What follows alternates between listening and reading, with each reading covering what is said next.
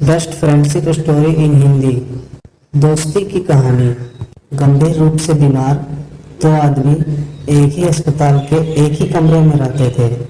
इनमें से एक आदमी को, जिसके फेफड़े में तरल जमा हुआ था, ट्रीटमेंट के रूप में प्रत्येक दोपहर 1 घंटे के लिए अपने बिस्तर पर बैठने की अनुमति दी जाती थी। उसका बिस्तर कमरे की इकलौती खिड़की के पास था।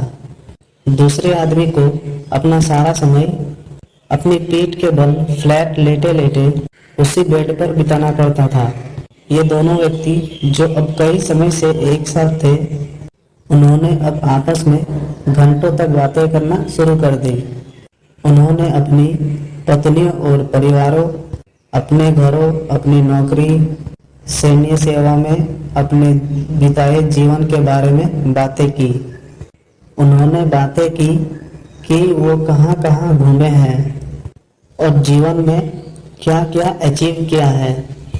हर दोपहर जब खिड़की के पास बिस्तर पर बैठा आदमी 1 घंटा अपने बिस्तर पर बैठकर खिड़की से बाहर दुनिया के नज़ारे देखता था, तो वह अपने रूममेट को उन सभी चीज़ों का वर्णन करके सुनाता था और इस तरह वे दोनों ही बाहरी दुनिया से जुड़ा हुआ महसूस करते।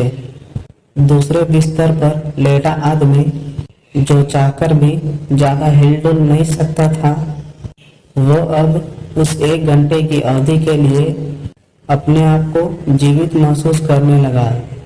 इसी 1 घंटे के दौरान उसकी अस्पताल की बेबस दुनिया बाहर की दुनिया की सभी गतिविधियों और रंगों से विस्तृत और जीवंत हो जाया करती।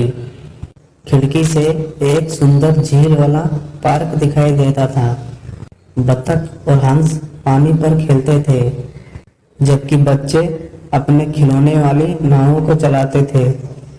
रंग बिरंगी फूलों के बीच युवा प्रेमी हाथों में हाथ डाले चलते थे और दूर से शहर के क्षितिज का एक अच्छा दृश्य देखा जा सकता था। जैसे ही खिड़की के पास वाले आदमी ने यह सब विस्तार से बताया, कमरे के दूसरी तरफ का आदमी अपनी आंखें बंद कर लेता और सुरमई दृश्य की मन ही मन कल्पना करता। एक गर्म दोपहर को खिड़की के पास वाले आदमी ने वहां से गुजरने वाली परेड का वर्णन किया। हालांकि दूसरे आदमी को किसी तरह की कोई ध्वनि या बैंड की आवाज सुनाई नहीं दे रही थी, फिर भी जैसा उसका वर्णन खिड़की के पास वाले आदमी द्वारा किया जा रहा था, दूसरा आदमी इसे आंख बंद करके देख सकता था। अपनी कल्पना में, अपनी मन की आंखों से कई दिन और सप्ताह बीत गए।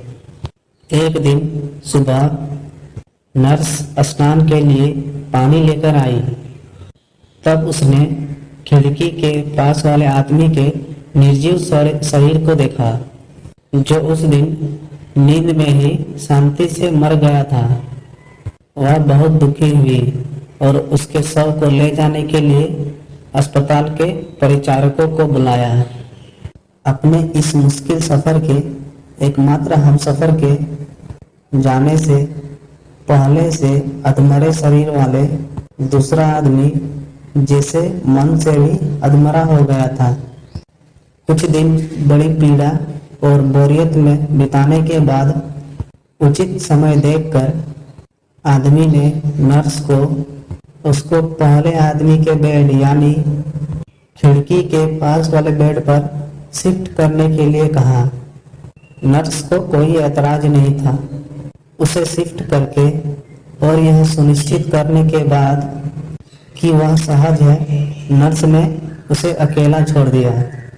धीरे धीरे दर्द के साथ कई महीनों के बाद बाहर की वास्तविक दुनिया को पहली बार देखने की लालसा में उसने अपने आप को किसी तरह एक कोहनी पर खड़ा कर लिया और वह बिस्तर की पास की खिड़की से बाहर देखने के लिए धीरे धीरे मुड़ा।